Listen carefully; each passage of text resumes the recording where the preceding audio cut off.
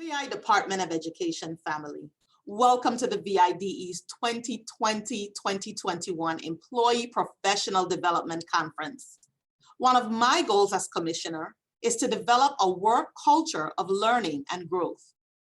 Research shows that employees with professional development opportunities are 15% more engaged.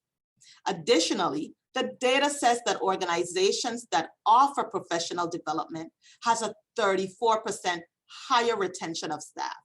Very important to keep great talent and support the growth of employees in the workplace. These are facts I believe to be true from my own experiences. I firmly believe that employees are the #1 asset of this department. Without you, student programs do not actualize, and services to our vendors are not executed. Your level of satisfaction and confidence as an employee is important to me because it contributes to your progress, peace of mind, and effectiveness on the job. Remember, no matter our roles, we are united in a singular goal to ensure student success. This series of professional development is a first of its kind at the VIDE. It was specifically developed and designed to educate employees on the tools and resources that all employees utilize at the VIDE. I look forward to hearing about your experience today, as well as the other areas in which you would like to have additional professional development. Please also invite and encourage your family and friends to participate in the department's 2020-2021 Parent and Community Conference, which have been especially designed for them. Remember, together we can transform public education in the Virgin Islands. Enjoy today's session.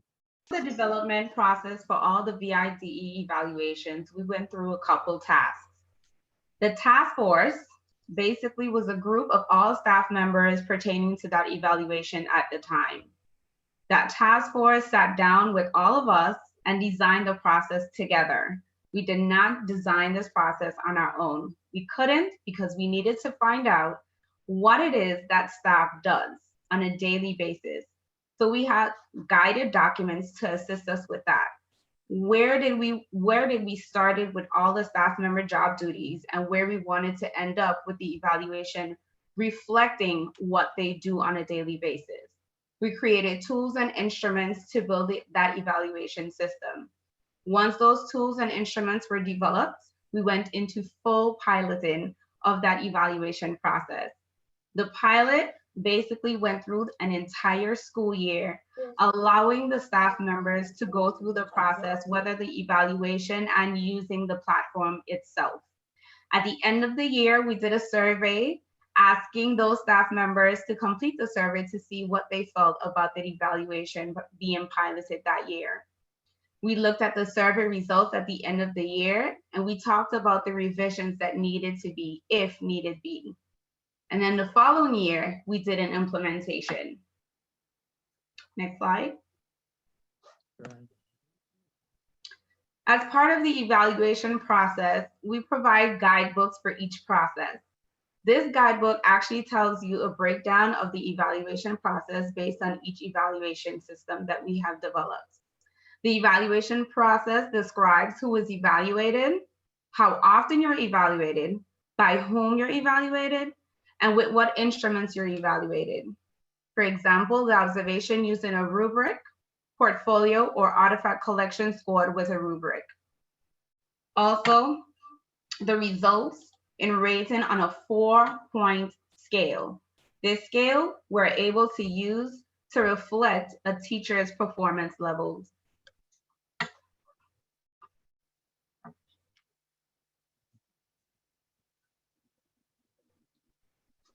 So let's look at some of the best practices for evaluation in education.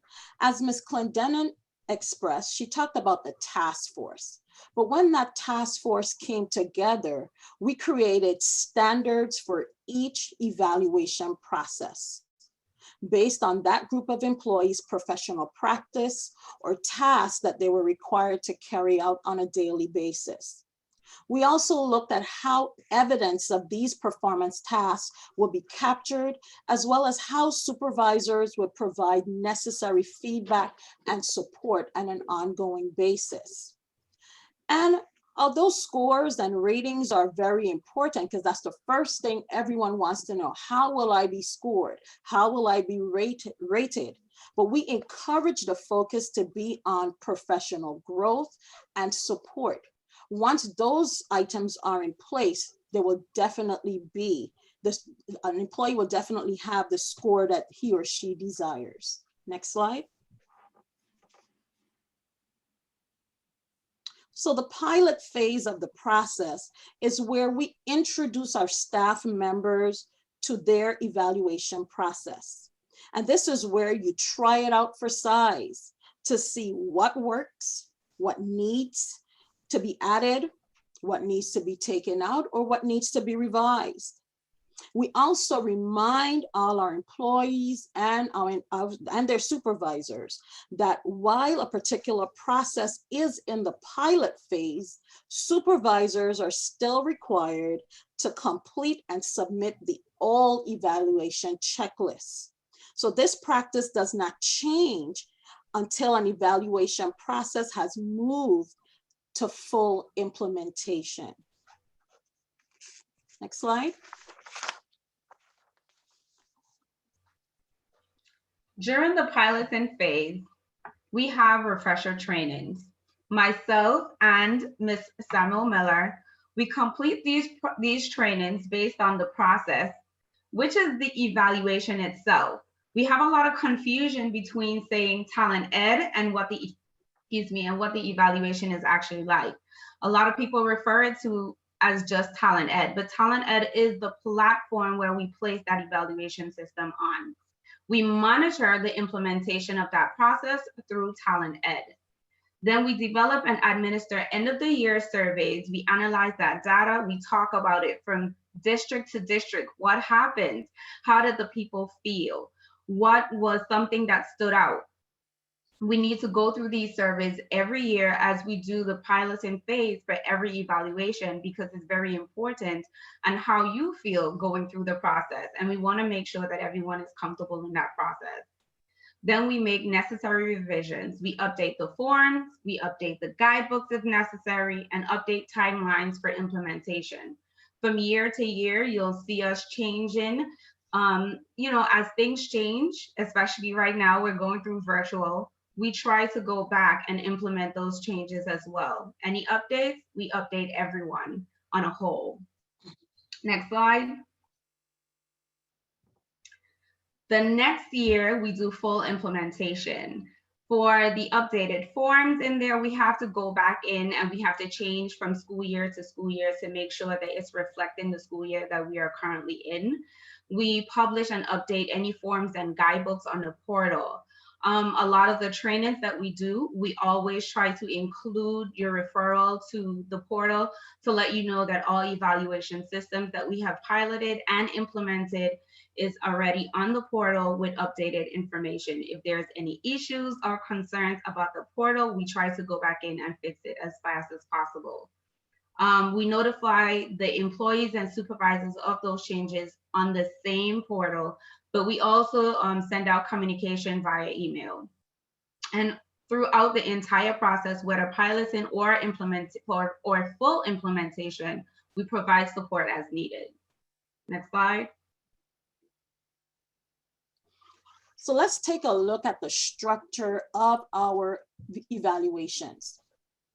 Here at the Department of Education, the structure for each evaluation process is basically the same and follow the same format. And we try to keep it as uniform as possible. We begin by creating performance standards for each evaluation process. From there, a framework of outline indicators and levels are also created. Then finally, we create measures, and these measures are determined by each process. We decide on whether a particular group of employee is best observed, whether they may need a portfolio, whether they may need to show some artifacts if they're needed to show that they're completed, the tasks that are required are completed. But two constants that are that you're always going to see, regardless of what process we are working in, is the PGP, that professional growth plan, and time and attendance, which is a non-negotiable. Next slide. So let's talk about the professional growth plan.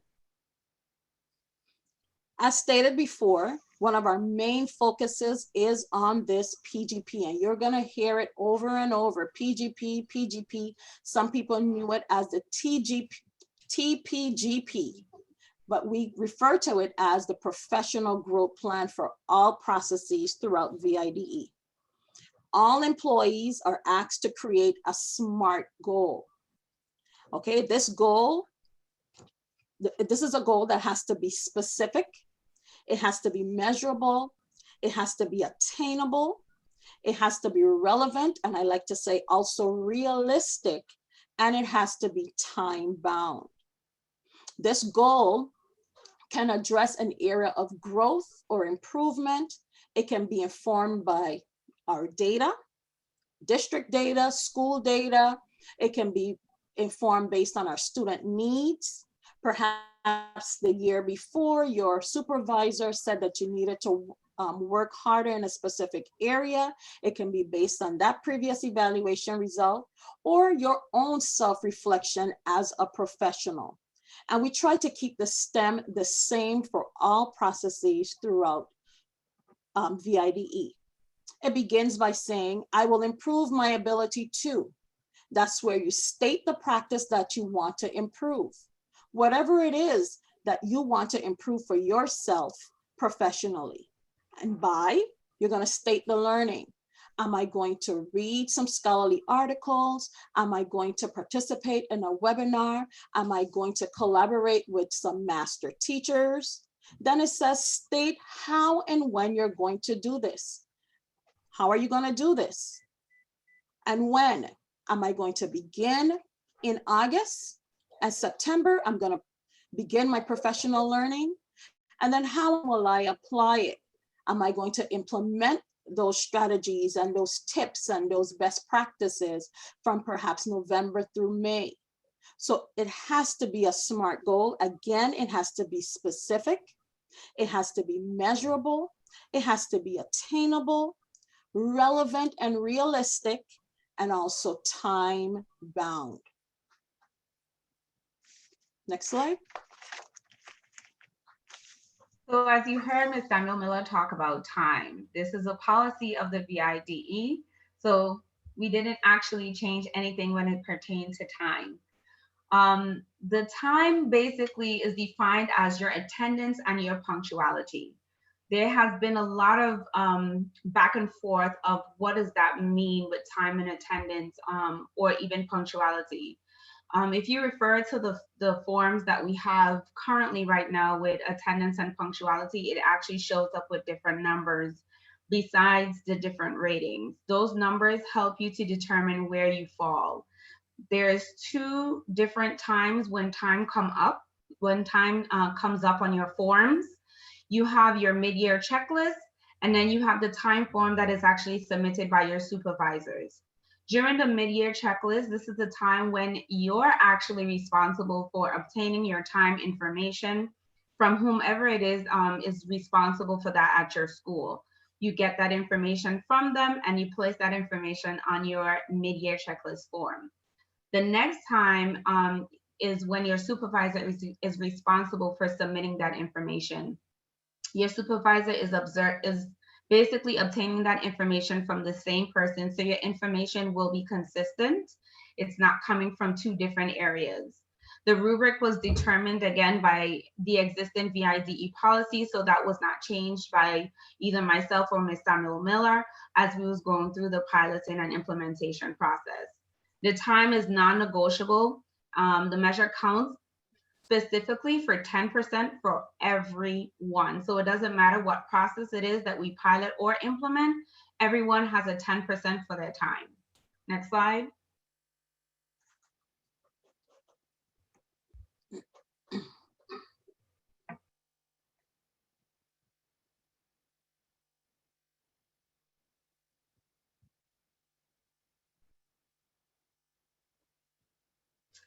All right, for all the evaluation processes that we have piloted and implemented, these are completed to date. The teacher process, the paraprofessional process, the guidance counselor process, the librarian process, coordinator process, assistant principal process, special education administrator process, and the principal process right now is in its stage.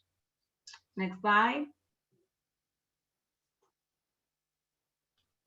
And on the screen, these are the processes that have been developed but have not been piloted.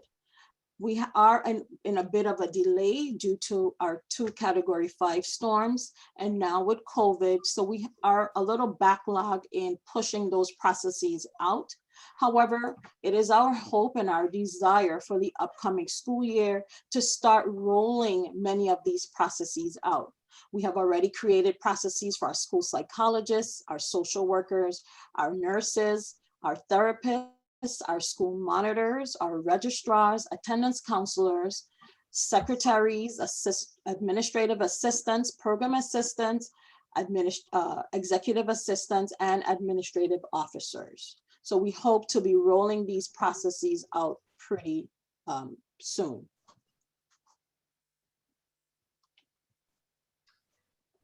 And sometimes when we look at the evaluation processes, next slide, when we look at the evaluation processes, we think about it from a punitive standpoint, but when we look at national trends and things that are happening nationwide, we have got to take a step back and realize that we are in compliance and we are moving with the trends nationwide.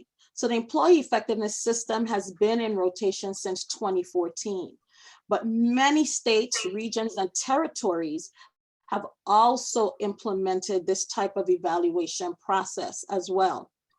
We have had many individuals who have joined our VIDE family from the mainland and have remarked about similarities from their former districts and vice versa. We have had teachers and many staff members who have relocated to many districts and realized that they have the same system in place.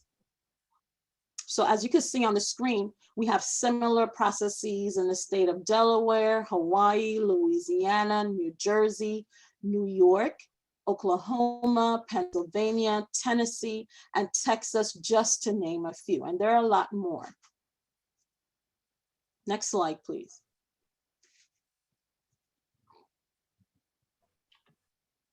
Measures and tools. So the purpose of choosing and using measures and tools consistently is to ensure that the evaluation, like Ms. Nicole Simon-Miller said from before, it is not subjective, but it is objective.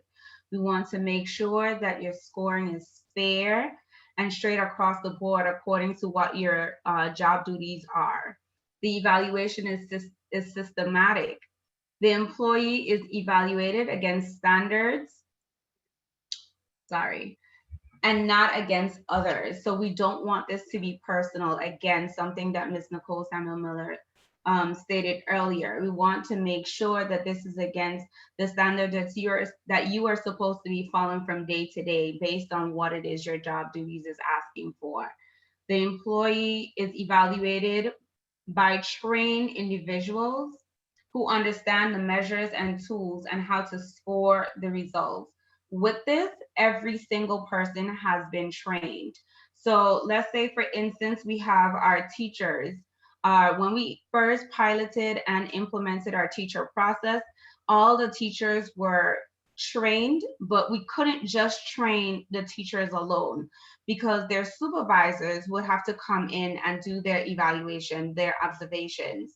They had to know and learn this process as well. So we also went out and we trained the supervisors as well. So every person who was included in your evaluation process is trained. The employee is an active participant in the evaluation and is also trained on the use of measures and tools. So basically, especially from hearing from Ms. Samuel-Miller stating that this process have been here from since 2014 and ongoing, we haven't just placed the teacher online. As long as we are aware of new teachers coming in, we do new teacher orientations. So we don't just kind of throw you in onto this evaluation and onto Talent Ed, because the trainings, to be honest with you, are a lot different, because the evaluation is on the evaluation process in itself. And then Talent Ed is the platform. So we have to train on both, not just what the evaluation is about and what it entails, but also how to navigate the platform as well. And this is for everyone. You're active because the process takes you back and forth between, it's like having virtual conversations between your evaluations. From one task to the next, you move, there are prerequisites throughout the forms. There's forms that you have to complete before you move on to the next section. And if you've been with us from 2014, you'll remember that this is how the process moves along. But everyone is very active in it and trained as well.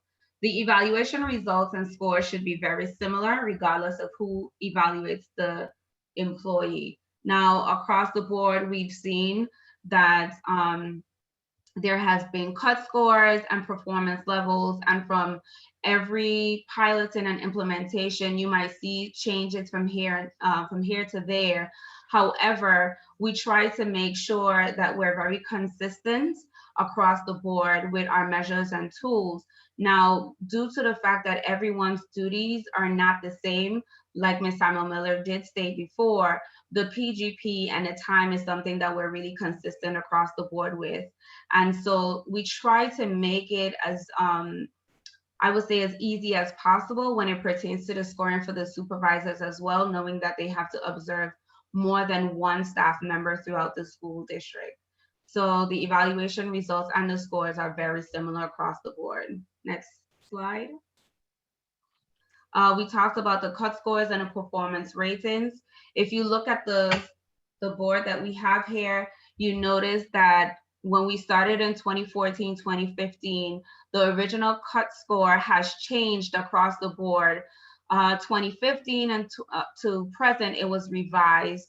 But that was only based on the teacher and the paraprofessionals. And then we added more processes and realized that we needed a different range. And so from 2018 to present, the cut score for all the employees are basically the same. And our performance level ratings on the left-hand side will show you exactly where you are based on the cut scores that you have at the end of the year. You might be looking at this like, what is a cut score? What is the performance rating? So your cut scores are based on all parts of your process. Because we have so many different processes right now, it's a little bit difficult to go through each and every single one of them. But again, we do have the PGP and the time. So that is also included in your cut scores. From some processes to the other, you have observations. Sometimes you just have collection of artifacts. And so all of that information together provides your cut scores at the end of the year. Your last task on every single process is your summative. Your summative form basically entails what your cut scores is combined with all of your tasks. And then at the end of the year, you have a performance rating depending on where your cut scores land. So you're either distinguished, proficient, basic, or unsatisfactory. Slide,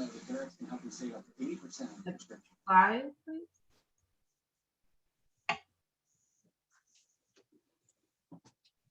So at this time, we're going to open the floor up for questions, but please do remember that your EES program managers in your respective districts are available, and we're willing to assist you in all your evaluation needs.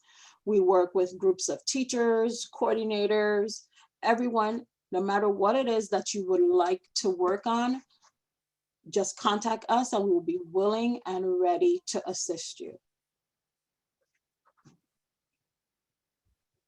Good afternoon. I came in a little late. Are you going to email the presentation to us?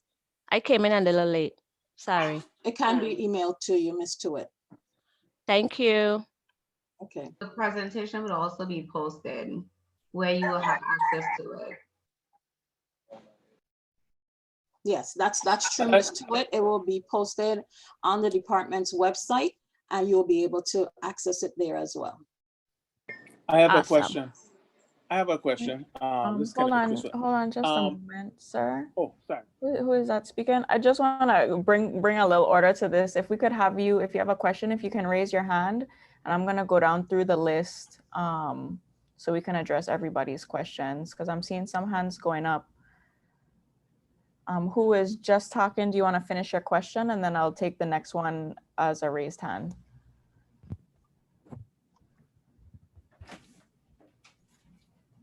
I think that was Mr. Christopher. You could complete your question. Good afternoon again. The question is, I saw the presentation. So everyone is being evaluated, administrators, teachers, what you had in the PowerPoint presentation. So everyone is being evaluated? Yes, sir. That is correct. Thank you. Okay, I have a raised hand from Cicely Grant Robinson. If you can unmute your mic. Good afternoon. I just wanted for someone to give us the percentages again as to what is the value for the PGP. I know the observations are, I think, at 60%.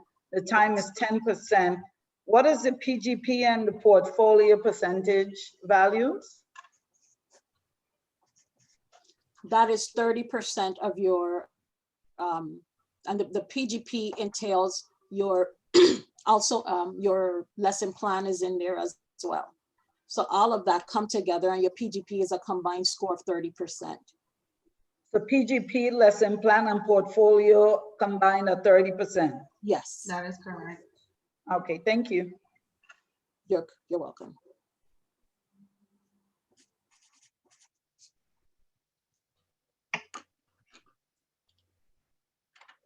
I do see a question in the chat from Miss Romina Ponzalan. I'm sorry if I say your name wrong.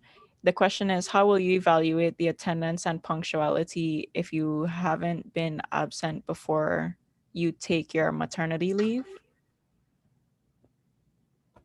Okay, so you also, even if you are on maternity leave, it's still considered you're out on sick leave. Your attendance is being captured in time force because your time and attendance goes into payroll bi-weekly, and that is captured. So even if you are out on maternity leave, you are still considered out on sick leave. However, at the end of the school year, when your supervisor is submitting your forms, what they can do is attach your doctor's note or at least the time leave that you have requested onto your summative form so that we know if we have to go back within a year or two and we reflect on that year, we know that this is the reason why your attendance and punctuality was either so low or whatever the rating was that year. Okay. Excuse me, can I make a follow-up question? This is Miss Romina. Sure, Ms. Ponzalan, go ahead. Yeah, yes, ma'am. So how will the rate be if I'm going? You muted your mic, Ms. Ponzalan, we didn't hear you. Oh, I'm sorry, ma'am. So my question, ma'am, is how will the rates going to be if I am going to take 8-week leave? Okay, So will I get the lowest score then for the punctuality and attendance? We can't tell you what your score will be, Ms. Ponzalan. It will be based on where you fall on the scale as to how many days. Remember, there is a scale for your time and attendance. And yes, ma'am. Right. So based on the scale, I think if it's it's 13 or more days. If you're out, if you're absent, then you will be considered unsatisfactory. Oh, so it will greatly affect my performance. Well, then, my evaluation. It's only 10%. Remember, it's Okay, only 10%. So the other areas, so I mean, you may reduce your score, somewhat, but I don't think it would reduce it to the point where you would be considered an unsatisfactory or basic teacher. You still have the ability to still be a proficient teacher, although you're out on maternity leave. So as Ms. Clendenin indicated, your supervisor will then make note that you are on sick leave. Or if you are on FMLA, family medical leave, then that will be attached. Thank you, ma'am. Thank you so much. You're welcome, Ms. Constance. Okay, Miss Nancy Liebert, go ahead and unmute your mic. Good afternoon. My question has to do with the number of evaluations. I understand that veteran teachers will have one evaluation and new teachers will have two, as opposed to 2 and 3. And many of us noticed in the system that it still hasn't been changed as yet, even though we've already submitted our PGPs. When will that be corrected? That will be updated in the system, ma'am. We wanted to make sure that we finalized everything first, but you will definitely see the change in Talent Ed. Okay, because I mean, right now it's still the old. It's going to show you that there are 2 observations in there. However, that will be changed. Okay, so it's only going to capture, if you're a veteran teacher, it's only going to capture that one observation. So it wouldn't bring down your score. I know that's what you're leading up to, but no. Yeah, no, your score will not. It's a lot of veteran teachers, so because they were still seeing 2. Okay, and just to clarify, that information only reflects this school year unless we change something for the next school year coming up. Okay? Yes, thank you very much. You're welcome. Okay, there are a few questions coming up in the chat. So I'll just start throwing them at you guys. One is, why is personal leave considered or counted as absent? No, your personal leave is not counted. It is not counted. It's not. 5 days that are given to you is yours. Okay. Another one is, will we be evaluated this semester or next semester or both? So the evaluation process in itself is throughout the school year. Observations begin for the second semester. For this year. For this year, yes. Okay, are administrators completing the portfolio this year, or are they completing all sections? The administrators, go ahead. They're completing their tasks because they're going through the pilot phase. So they are expected to complete all the tasks in the pilot as well. I remember if you're an administrator, your portfolio are based on artifacts. Those 5 artifacts. Okay. Next I have, how are you going to evaluate nurses beyond time and attendance? Right now, the nurses are not being evaluated using our evaluation and the Talent Ed platform. They're actually using the checklist at this time. Okay. How will secretaries be evaluated? The same as teachers and paraprofessionals or differently? No, it's based off of their job duties. Yeah. Every evaluation process based on that cohort of employee, it's different.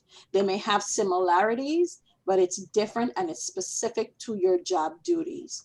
However, our secretaries and our office staff, we have not yet piloted your process, and as your process is piloted, then it will go into full implementation, and then we'll go from there. But right now, you are supposed to be evaluated using the checklist that is in place.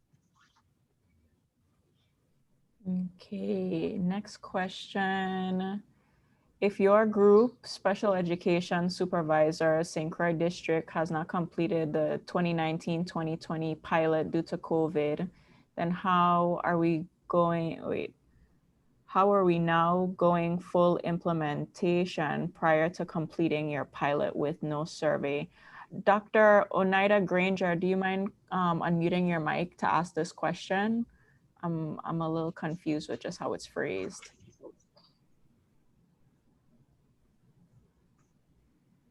Dr. Granger? Good afternoon. Yes, you did a very good job. Actually, the question was quite simplistic. And I am speaking specifically of St. Croix special education supervisors. Last year, 2019, 2020 was to be our pilot year. But of course, we know in March, everybody went out because of COVID. So I just want clarity that this 2020, 2021 is a reinstatement or of that pilot year, to where, based on the presentation, if I'm not mistaken, at the close of the year, you go over a survey and then you move to full implementation, as opposed to jumping into full implementation. I hope that helps. Okay, Dr. Granger, I remember, because you're speaking specifically to me, this is Ms. Miller. I remember coming to your special ed, I said, Dr. Granger, can you hear me? Yes, ma'am. Oh, sorry. I remember coming specifically to the special ed office where you guys were trained, and that was during your pilot phase. Okay, let me be clear what happened with us. Our pilot was to be the 2019-2020 school year. That's the first time we ever engaged in that activity. And we were in the process of completing it. And then in March, we went out to COVID, and we never met again to even go over the survey to determine what could be changed, what could be tweaked. And if you remember, then a letter went out saying everybody would go to the checklist. So we did not complete the pilot year. So Dr. Granger, that is something that we could have an offline conversation about with Assistant Commissioner Sum and the leadership team. We could have a conversation around that to find out exactly what took place and where we're at in the process. Yes, because I remember you came for a visit, and then following that, we met with our director. There was more than one. And then I remember that you guys had a change. Even before that, you guys had a change in your directorship. And we never met again. We could, as I said, we could have that conversation, right? We could have that conversation after. The change happened in December. So because we never met after that. But yes, and before that, yeah, so there's a lot of things that took place. So we could have that conversation. Yes, ma'am. All right, our next question is, when is the TPGP due? That's from Phyllis Rivera Ryan. Right now, it actually is past due. It was due in October. Again, ladies and gentlemen, this is why we ask you to keep that line of communication open with your supervisors, have that professional dialogue on an ongoing basis so that you will know exactly what is expected of you, you know, from day to day and from semester to semester, so that things that you need to know are communicated. Just in going back into some of my trainings that I've had previously, what some of the principals have done for the new teachers is that they extended their time. So they did not hold them to the October date that we provided. They extended their time since their trainings just happened. Okay, so again, like Ms. Samuel Miller says, to keep up that professional conversation with your supervisor so that you know exactly when your items are, when your tasks are to be completed. Okay, let's see. Next question we have from Ms. Sanosa. Before we use Bright Locker for artifacts, where do we upload artifacts for this school year? The artifacts go directly in the Talent Ed platform. And there's a tab that you click on and it says evidence, and you click there. And when you scroll down, you'll be able to add the artifact there. from in your folder.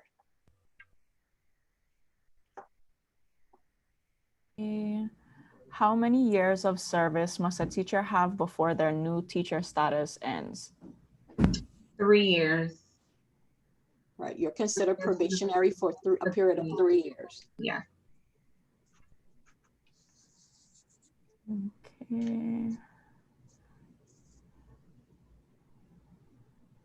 Let's see. This one says, I'm a new hire and started in January 2020. Then we went out for COVID in March. How will I be evaluated and for what period of time? Okay, last year the evaluations were waived. And your anniversary date is, if you started in January, then January of this year will be your first year as a new, you'll complete your first year, January 2021. So we know that there has been instances where there were, if it was hurricanes, now with COVID. So we take those things into consideration.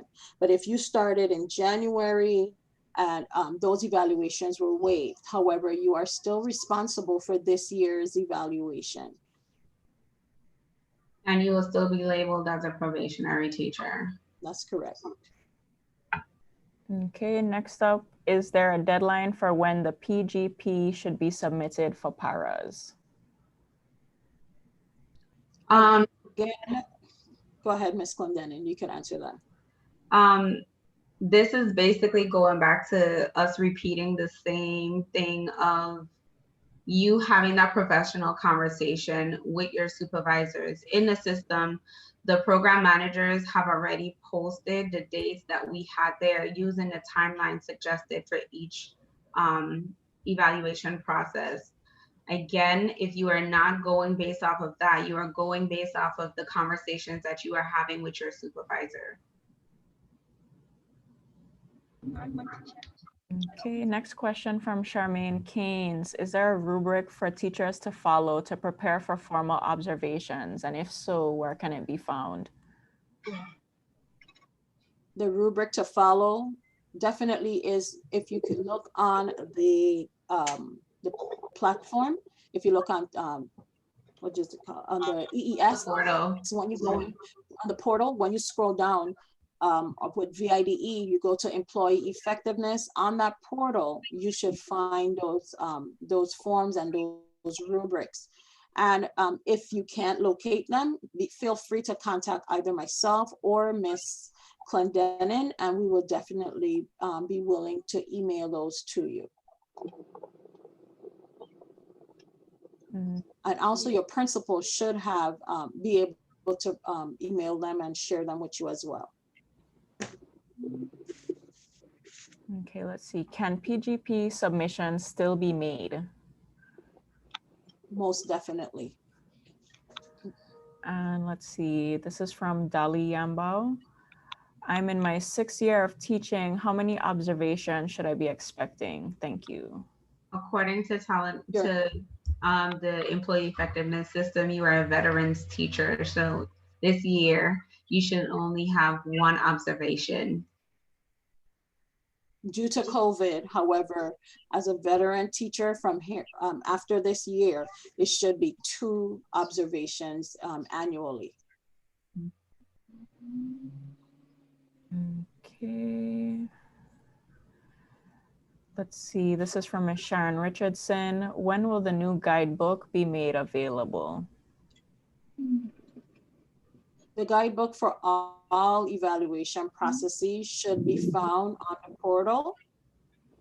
Again, if you're having difficulties, please feel free to email myself or Ms. Clendenin, and we will definitely share those with you. Education portal, talent ed portal, which portal? Education portal, education portal. So when you go to VIDE, as I stated before, vide.vi, and you scroll down on the left-hand side, you know where you would go in to get to your email. The last one on that left-hand side says employee effectiveness. If you click on that, then it will take you straight to the portal.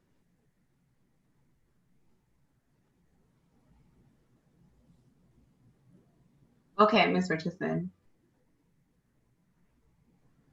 Okay, let's see. Natasha Liebert is asking, I noticed that there's a virtual teaching rubric for the Charlotte Danielson framework. Are we going to be utilizing that updated version if our observations are virtual? We have not changed anything in our evaluation system because as it is, what is in place can still be looked at whether you are face-to-face or whether you are virtual. So we have not changed anything, and perhaps whatever you see there may be another district changing something to suit their specific needs at this time. If you see something online. Okay, and I'm having some folks asking you guys to repeat how to upload artifacts for PGP and where they can do that. So when you get online, there is a section that says My Folder. You're going to click on the My Folder tab, and it's going to open up into other tabs. You're going to look for where it says Evidence. Click on that, and you should scroll down to the bottom of the page that allows you to upload all of your artifacts uploaded from your computer.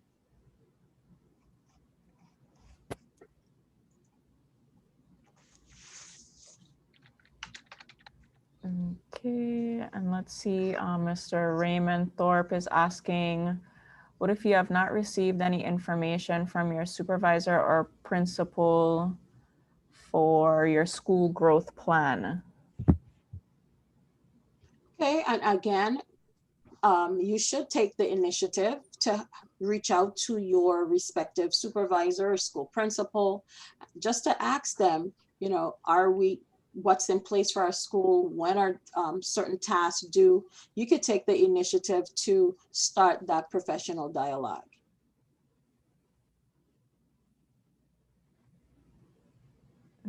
Okay, this one has a little bit of background information before the question, so I'm gonna read it out. From Miss Eugenia, school librarians have practically been meeting to work on Talent Ed. We've met over 12 times already. Our only deadlines posted on Talent Ed are the mid-year checklist forms, which is due on December 21st, 2020, and the professional growth reflection form, which is due on, let's see, May 8th, 2021. We are working to meet the December 21st deadline. There is no deadline for the librarian evaluation planning form. So she's asking, what should we do, especially for librarians who have never met with an administrator? Okay, so basically the last question tells it all. If you have not met with your administrator, that's an issue. This conversation has to be made with your administrator, because we cannot go from school to school to tell you exactly what is happening. There's timelines that is provided for each evaluation process, which is also included in the guidebooks. We, as the program managers, do not input every deadline for every single task. So this is the reason why we're reiterating that you have that professional conversation with your administrator. It is important for you to do so that everyone is on the same page. Good day, VIDE family. Thank you for joining us today. We hope that you found the information valuable to understanding the department's functions and beneficial to performing your job duties. You may access this presentation anytime by visiting vide.vi and clicking on the For Employees tab. Thank you.